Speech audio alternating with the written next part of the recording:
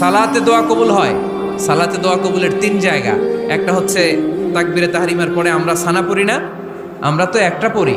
আল্লাহর হাবিব সুন্নাহ এবং নফল নামাজে আরো পড়তেন সানা, ওই দোয়া কবুল হয়। 2 নম্বর জায়গা সালাতে সেজদায় পড়ে দোয়া করলে কবুল হয়। আকরাবু মা ইয়াকুনুল আবদু মির রাব্বিহি ওয়া হুয়া সাজিদ ফাকফিরু ফিহি দুআ।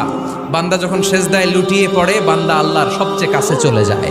তা কিন্তু বিশ্বনবী বলে সেজদাটা তোমার রবের কুদরতি পায়ের উপরে পড়েছে। সেজদায় পড়ে দোয়া করেন। সালাম ফিরানোর আগে বিশ্বনবী দোয়া করতেন, লা ইউসাল্লিমান্না আহাদুকুম হাত্তা ইয়াতাআওয়াযা মিন আরবা'a।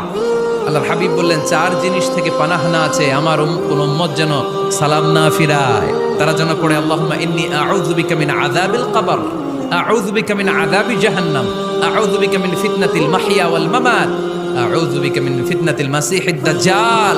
আল্লাহ কবরের আযাব থেকে বাঁচাও, আল্লাহ জাহান্নামের আগুন থেকে বাঁচাও, আল্লাহ জীবন